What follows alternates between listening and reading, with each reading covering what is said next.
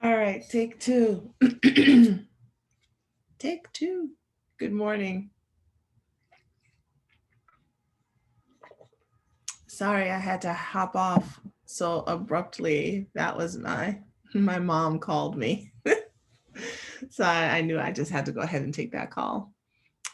Good morning. I hope everyone had a wonderful day with family, friends, or however you spent it. I don't know what's going on with my throat. I'll start off with Habari Gani, which means like, what's the news? What's going on? What's happening in Swahili? And the response is Umoja. Today is the first day of Kwanzaa. I could not start off without acknowledging that. I grew up celebrating Kwanzaa. I did not grow up celebrating Christmas. Um, I went to my grandmother's house like every Christmas. And so there's where I, got into Christmas, and I always thought the tree was really cool and the lights were so pretty, because you didn't have any of that on Kwanzaa. But I grew up celebrating Kwanzaa. So Umoja is day one. It means unity. So I just wanted to start off with that. All right. So I posted last night that there were so many lessons in Wonder Woman 1984. And I'm not gonna spoil the movie for all of you. I'm not gonna talk about the plot and all of that to a huge extent, though if you're watching the trailer, you're into it, you can see it. But what I did want to talk about was what it brought up for me a lot last night. I ended up sitting kind of in this melancholy state because a couple of things. One, yes, be careful what you wish for, because you just might get it. And if you're not clear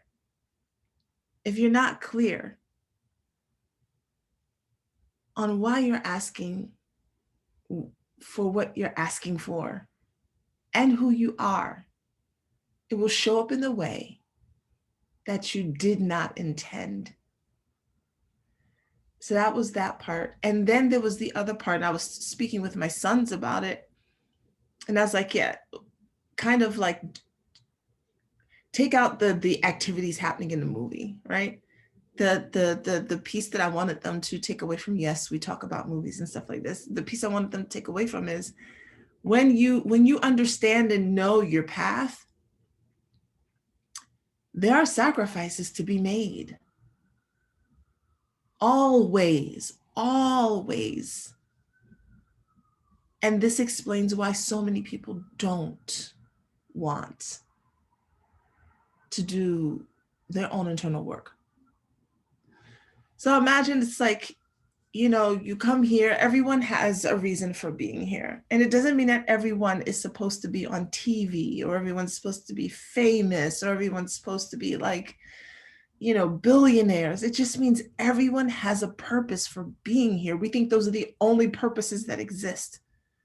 Someone is here because their gift is working with the elderly, and the elderly need someone who cares about them as they bathe them or go grocery shopping for them. There's a beauty in that, in taking care of people as they exit this world. Someone's purpose is to save people's lives. And so they become a doctor, or lawyers save lives too, or police officers save lives too. Like we get caught up in, like, we think our purpose is like this, like bright lights. Someone's purpose is really to just look out for the children on the block in that neighborhood. And those children grow up knowing that Miss So-and-so or Mr. So-and-so were always just there, no matter what was going on in their house. That house was the one that gave them hope. That's purpose. So I say that because some of y'all think like, oh, I'm not doing this, I'm not doing that, so I'm not living my purpose. But yet every single day what you do makes a difference somewhere. However, living in the truth of your purpose, whatever that is, does come with some sacrifice. If you're a firefighter and you're living in the truth of your purpose. Like, you know that this is just a thing. Or a pilot. I'll use a pilot because to me, I think pilots are really special. Like people who are pilots or like in the Navy, not to say that the Army and the Marines aren't special. Y'all don't come for me, but just hear me out. All of y'all are special. To me, because I don't mind being on land, right? I'm good on land. But to me, to be able to want to fly in the air, like you got to feel that shit to me. There's something about you that has to call you to want to be in a tiny little plane zipping through clouds at Mach speeds. Like that's not something that the average person is like, yeah, I want to go do that. I want to go fly a plane. You have to feel at one with the ocean to really want to be out there. Even if people go into it thinking it's just a job, it was an opportunity. You didn't choose one of the other branches. Like there's some part of you that has to be okay with being in a long tube in the ocean, like under the ocean, like just in the ocean. I want you to think about that. Like there's something that has to call to you to do that. So even still in that requires sacrifice because you're away from your family. The firefighter, you're away from your family. You're missing out on things. You're missing out on special moments. Army, Marines, you're missing out on special moments. That is the sacrifice that some people make in order to live their truth, to live in their purpose. So that's not an easy thing, right? And in the movie, you see that was an issue. Like, I want what I want. Why do I have to give up something? Why can't I have everything I want? It's not fair. It's not right. I don't want to sacrifice. And then what happens in the conversation I had with my sons was, if you notice though, when you step into the truth of who you are and you're in alignment,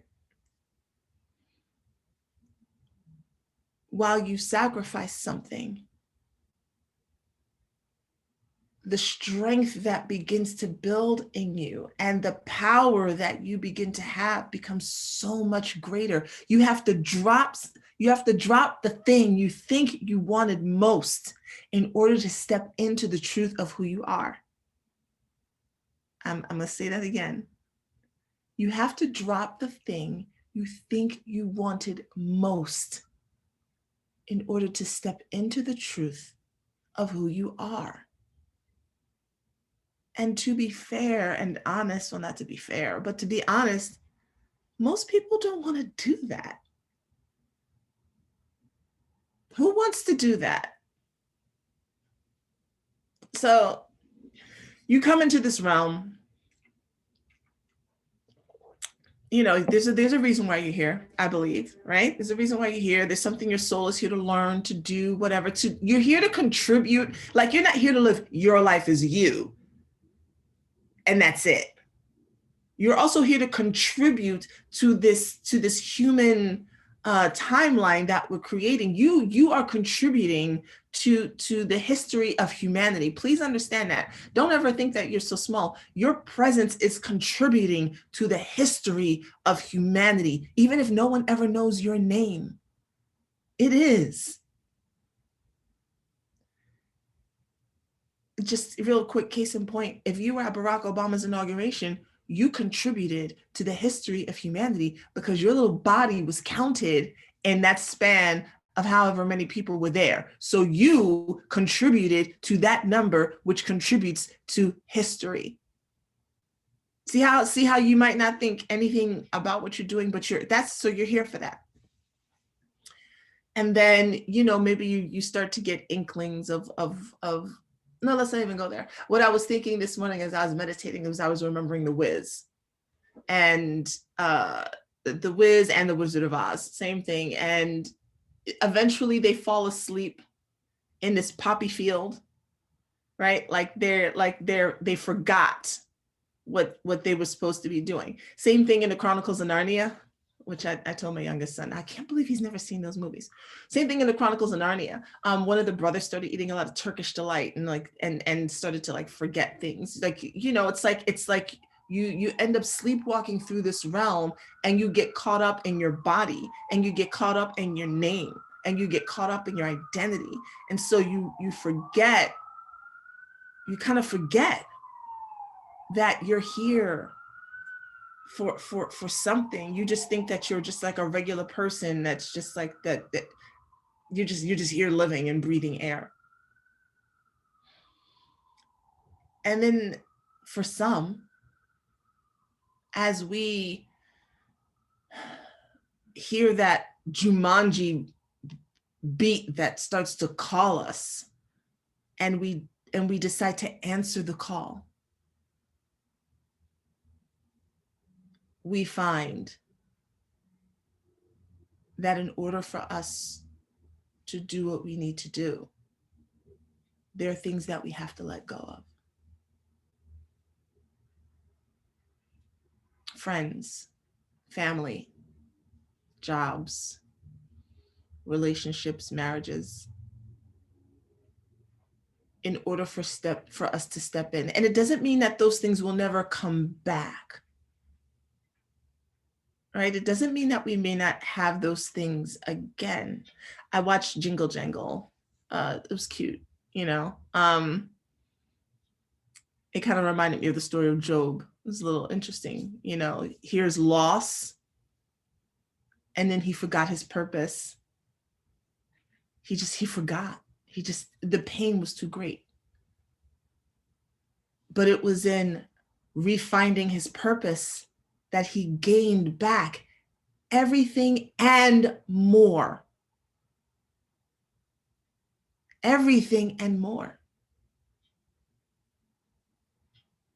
That's not an easy thing for people to go through. And it is one of the things that taught me to have compassion for folks who don't want to be woke. Because sometimes, you know, some of us, you know, we get all in our feelings and in our ego. Like, I'm out here doing it. They should be doing it too. How come they're not doing the work? Do you remember what it was like for you, or what it is like for you? You can see the other side. There are so many people who they start to feel that Jumanji beat from far away, and they're like, that sounds interesting. It's like, oh, I might have to change my whole life. No, I can't do that. I can't do that. The fear of it, I can feel it in me. Like the fear of it is just, it's too great. You have to understand, they forgot. They fell asleep in the 3D world. And we can't just shake them awake. But understand why. Can you understand how alluring this is to just come here, and your soul's like, but we're supposed to be. And it's like, no. We're not gonna do that. I'm happy. I have this husband, this wife. I've got these kids. You know, I've got this house. I've got this great job that I have. People know me, and I get respect, and you know, my family is so proud of me. Like I can't just give all that up for an inkling of something. And they make the choice. Understandably so. In order for me to be here at this time, I had to give up my marriage. And while it wasn't like the greatest, you know, marriage or the healthiest, I could have stayed in it. Like I could have stayed in it. I was used to it. It was fine. It was just, it had become part of my life. You know, I could have easily not left this beautiful house in the suburbs. Like I was a suburban mom in my minivan. I could have easily stayed there and not thought twice. Well, no, actually, I would have thought twice. There would have always been something in the back of my mind, I'm sure. but I couldn't, but the beat that was happening inside of me, that was like, this isn't it. This isn't it. And the pain of that, divorce is painful. And the pain of that, of separating that family. Now, again, it wasn't like everything was just like wonderful. And I woke up one morning and I was like, oh, I need to go pursue other things. No. The marriage was just, again, it just was not healthy. It was, even if I wasn't feeling that beat, it should not have been. Let me be, However, had I not honored that, I would have just been there. I just would have been there. Just going through the day-to-day and all that came along with it. But it didn't make it any easier. The fact that it was unhealthy didn't make it any easier. The fact that I knew that this is what I knew that this is what I had to do didn't make it any easier. It doesn't make it easy. It's still just as hard. It's just that you know why you're doing it, but you will question yourself. You will question yourself.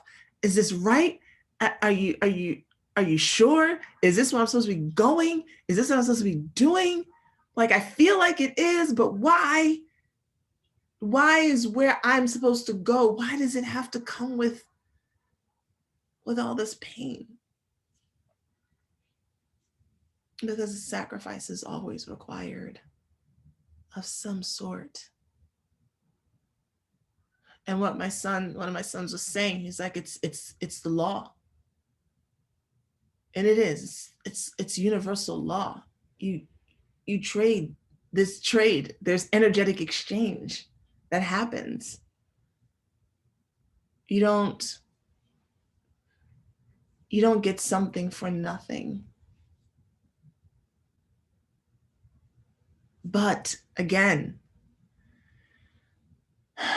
when you take that deep breath and you take that Indiana Jones leap of faith and you step out and you say, and this is my truth. This is the truth of my soul. And you know it. Like you know it, like your eye color, like your social security number. Then although you lose things, you gain so much more. The path that I follow can be challenging for a lot of men. What I do, who I am, pictures I post.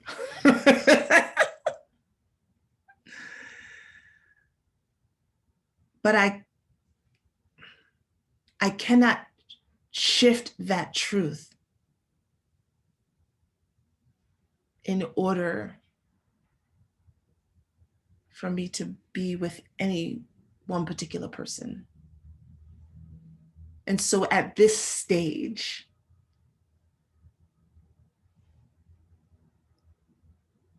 the idea, and because this could shift, and I'm speaking to you all through this because this is kind of how it can work. At this stage, my focus is not on like finding a partner. That's not what this is for. If I didn't understand that, and I didn't for a long time, I would be out searching for one right now. Like, I gotta find one. I gotta be with somebody. I gotta have my person. I've tried to do that, and it didn't work, because this wasn't the time for that. Because part of being in alignment with your soul's desires, and I love to say, or your orgasmic soul's desires, because when you are in alignment with it, it just, y'all, it feels so juicy. You are just turned on by your own fucking life. I am turned on by my own life. And because I am, and I understand that, I can be cool with the idea of like being with, like someone. I'm still not sure if that's an actual desire of mine. I'm just being honest. I don't know yet. But what I know is that this time period that I've been in, almost a decade. I'm not saying a decade without sex. I'm saying I've been single, a single person. Sometimes that's what it is. How many people are interested in making that type of sacrifice for whatever growth needs to be happening internally, and for whatever it is that they need to do? If I were the type of person who felt like I need to be in a relationship, I have to have it right now, without also understanding what my growth process needed to be and what needed to be happening, it would just be disastrous. And then I wouldn't understand how come these things aren't working out for me. No, let me just try find it again and again and again and again and again. Now that's my path, but I use that as an example for you, because maybe you're in a career where you just keep trying to push this thing and it's not happening because you're not supposed to be there. But the thing that's calling you may require you to give that up, and you just can't.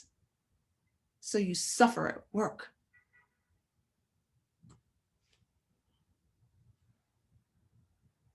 And maybe you're in a relationship where some things need to shift, but you're like, no, I'm not going to give this up. I can't. What would I do? Who would I be? Who would I be? Where would I go? This is what I know. Can't do it. Maybe where you're at is you've been single, and there's a call for you to be in union with someone else, and you're like, no, I've built my life on my independence. I cannot. I've poo-pooed the institution of marriage my whole adult life. Told people how dumb I thought it was. Like, this happens. This is a thing too, right? I don't want to do any of that. But you're feeling this call that's saying you are supposed to be in union with someone else. That your next level is on the other side of that. But what would everyone think? Oh, you're a hypocrite, right? We're afraid of that. You're a hypocrite. You were saying all this stuff all this time, and now you changed your mind. Oh, I knew it. I knew that I could convince you to do that. Haha, it's my input. That had nothing to do with you. And we don't want to hear that judgment. And so we will stick with our path to affirm our own rightness and miss out on everything that was waiting for us on the other side of that leap of faith. So I highly recommend watching the movie if you haven't, if you have HBO or HBO Max, and checking out the lessons, seeing how they apply to your life, seeing where you just don't want to give up the things that you want. You don't want to give them up. And the fear behind that. The question of who would you be? Because that's the deep one. Who would you be without whatever title or role you've taken on? Mother, wife, lover, husband, father, co-worker, director, supervisor. We make our roles who we are. Who would you be without that? And be careful what you wish for, because you just might get it. And I've spoken about this before. And one of my teachers has said this as well. And I remember watching Indiana Jones way back when, when this archaeologist wanted, there was this one artifact that would give you all of the knowledge of the universe and the power of that. And so she took it in. I can't believe it was a woman. And it was just like literally mind blown because she wasn't ready for it. Being in alignment with yourself helps you to get ready to receive the thing that you're wishing for, that you're, wishing, that you're wanting, that you're desiring. Because if you have it before you're ready, you will destroy it or it will destroy you. If you have this relationship before you're ready, you will destroy it or it will destroy you. If you have this money before you're ready, you will destroy it or it will destroy you, because you have not prepared yourself to receive the thing that is coming to you. And please don't look at someone else's journey and think it was so easy for them. Look at how they got it. You have no fucking idea what that person did every single day to get to where they are. And maybe they had a little bit more discipline than you. Maybe they were a little bit more open. Maybe they were a little bit more ready. Maybe they did their meditation twice a day. Maybe they were doing whatever called to them to clear who they were to get where they are. And you are still sitting here going, I'd like the same thing. And you've been journaling, but nothing else is happening. It's kind of like working out. After a while, your muscles get used to it. You got to add more weight. You got to do more shit. So if you've been coasting, talking about, yeah, I journal once a day, but you're not seeing anything happening, get the fuck in some meditation. Change your diet. Drink more water. Clear the sugar. Cut the alcohol. Sacrifice is always required. And for you, the sacrifice just might be that you don't drink nothing. I said nothing. I love me some wine. I've got 1, 2, 3, 4, 5, 6 wine glasses, 2 champagne flutes. But right now, I cannot drink. I love me wine. I cannot drink. It is a sacrifice. What the hell are you willing to give up?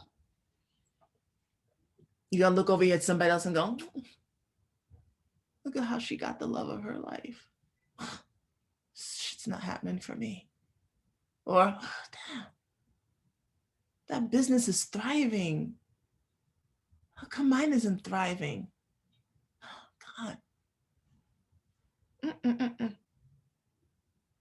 They were willing to sacrifice something. Thought patterns and belief systems they were willing to sacrifice and let go of. Negative thinking they were willing to sacrifice and let go of. Sometimes it's not so dramatic as letting go of your marriage. Alcohol, maybe they were willing to sacrifice and let go of. Hanging out with the same crowd of people who weren't about shit and doing shit, they were willing to sacrifice and let go of. Your next level will always require sacrifice. Your desire, your wish will always require you to give up something. You cannot stay in the same position you were in with the same people you are around and expect that somehow your life is going to be different than the energy that you're surrounding yourself with or the energy that you are currently emitting. It's not going to happen. And again, some people are just asleep in the poppy fields. They forgot where they were going. They don't care to wake up because it just feels so good where they're at. That, that dampening of all of that, purpose and whatever. They're happy to just get up, go to work, come home, gossip on the phone, watch reality TV, watch the news, talk about it, post funny memes on Facebook. Hey, that's what it is. And in all of me saying that, please know that it's really not a judgment. That's just what it is. But what are you hearing? If you're hearing that beat, what are you willing to sacrifice for what you desire? What are you willing to sacrifice for the truth of your purpose? And hell yes, when you do that, it makes for far better sex. But really, it's not just about the intercourse, you all. And I'm gonna hop off. It's really not just about like the intercourse. And that's one of the reasons why I don't focus so much on the intercourse anymore. Because when you start living orgasmically from your soul's desires, everything else becomes better. Me continuously talking about how to have great sex when your life is fucked up and shitty just makes great sex an escape route for you. That's all. Now, I don't want great sex to be an escape route. I want great sex to be an outcome. Outcome. An outcome of the beautiful frequency that you are like sharing with the world. Then it just becomes like a full body experience. Who doesn't want a full body orgasm? Anywho, on that note, I'm gonna pop off. Enjoy your Saturday. Again, Habari Gani, Umoja, Unity, first day of Kwanzaa. Look it up if you don't know it. It's a beautiful, beautiful celebration of African American culture and culture, for what it is, and bringing some of what we would have done had we still lived in West Africa, bringing some of that here and creating a sense of community with that. I love Kwanzaa. It's wonderful. But on that note, I love you. And I will see you back here. Yeah, tomorrow morning. I'll be back here tomorrow morning.